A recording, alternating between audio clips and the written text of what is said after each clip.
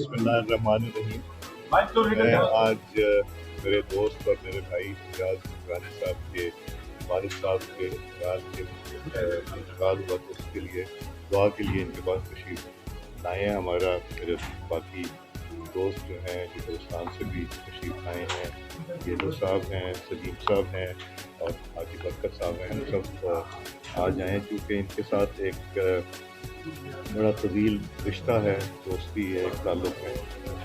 मैं शुरू तो वहाँ से करना चाहूँगा कि अल्लाह ताला ने पाकिस्तान को वो इज़्ज़त अता फरमाई जो इज़्ज़त पूरी दुनिया इतराफ़ कर रही है। 47 साल में दो ममालिक जो कभी एक मुल्क, एक शहर, एक होटल पे इकट्ठे नहीं हुए थे, उनको इकट्ठा बिठा दिया, जो कि एक आलमी जंग की तरफ मामला जा रहे थे।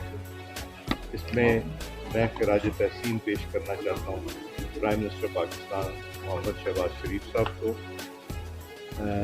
डिप्टी प्राइम मिनिस्टर इसहाक डार साहब और chief of defence forces general Asim Munir साहब को, जो उन्होंने किरदार इसमें अदा किया है। उसमें पाकिस्तान का वक़ार भी बढ़ा है और पाकिस्तान की इज़्ज़त भी बढ़ी है और बेशुमार ममालिक ये मुज़ाकरात के लिए आना चाहते थे, मगर जब तक दोनों फरीक इस चीज़ पे आमादा ना हो तो तब तक किसी और को बुलाना मुनासिब नहीं।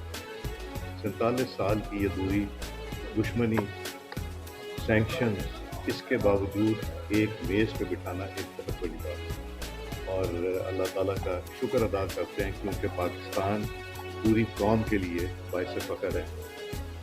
मगर ये मसला पूरा हल नहीं हो सका, मगर ये मैं वसूख से कहता हूँ कि हम बहुत करीब थे कि ये दोनों ममालिक में बैठ के एक एग्रीमेंट हो जाए, मगर इसका मतलब ये नहीं कि ये एग्रीमेंट अभी नहीं हो सकता। कोशिश जारी है और इंशाअल्लाह कोई ना कोई रास्ता निकालें। जब नीयत ठीक हो, इरादा ठीक हो, तो इसलिए हमारे लिए बहुत ज़रूरी है कि इस पे बहुत खामोशी से काम करते रहें, जो कि काम हो रहा है और मैं उम्मीद रख रहा हूँ आने वाले दिनों में इस पे इंशाअल्लाह अच्छी पेश। आसिफ अली जरदारी साहब की मेरी फ़ोन से भी बात हुई।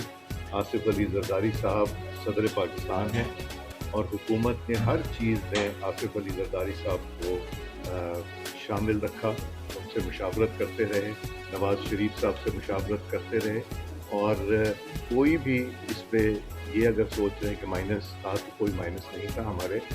और प्रेसिडेंट साहब का मुझे भी फ़ोन आया और उन्होंने मुझे ये कहा कि मुझे फ़ख्र है कि पाकिस्तान ने जो रोल अदा किया और मुझ तक भी उन्होंने बात की, तो हम सब इसका एक हिस्सा हैं।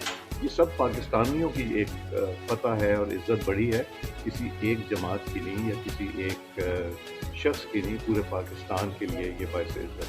सर अपना पेट्रोल मसला बड़ी है, उससे जो बिजली का तूफान आया है, पाकिस्तान हुकूमत ने जो सब्सिडीज़ दी पहले, वो भी किसी से ढकी चुकी नहीं है, मगर सब्सिडीज़ पे कब तक मुल्क चल सकता है।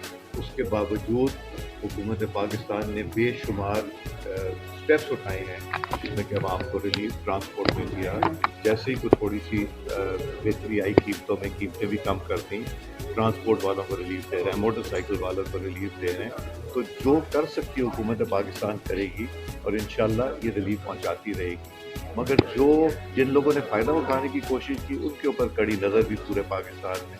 और इसमें मैं ये भी आपको कहना चाहूँगा कि मिसाली एका दिखाया सारे सूबों ने, मरकज़ ने बैठ के जो स्ट्रेटजी बनाई उसके ऊपर वो मुकम्मल तौर पे लाए अमल जो बनाया था उसके ऊपर उसको बायतकीन तक पहुँचाएँगे। तो ये इस जंग ने पाकिस्तान के सारे अवाम को और पाकिस्तान की सारी सूबाई और मरकज़ी हुकूमत को भी इकट्ठा किया, हर चीज़ में मुशावरत की है।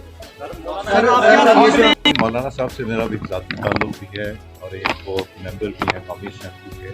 मैं उन पर कॉमेंट नहीं करूँगा, बट मौलाना फजलुर रहमान साहब भी एक पाकिस्तानी हैं जिन्होंने जब पाकिस्तान को ज़रूरत पड़ी और प्राइम मिनिस्टर ऑफ पाकिस्तान ने सबको दावत दी कि वो ब्रीफ करना चाह रहे थे इन मामलात पे जो कुछ हो रहे थे, तो मौलाना फजलुर रहमान साहब ने सियासत छोड़ के और उस मीटिंग में किया। काश उस मीटिंग में अपोजिशन भी आ जाती ताकि उनसे भी उस पर मुशावरत हो जाती। اور مگر وہ ان کا اپنا فیصلہ ہے، وہ نئی تشریف لے کے آئے. تو مولانا صاحب کی پاکستانیت اور پاکستان کو اہمیت دینے پہ تو کوئی شک نہیں ہونا چاہیے.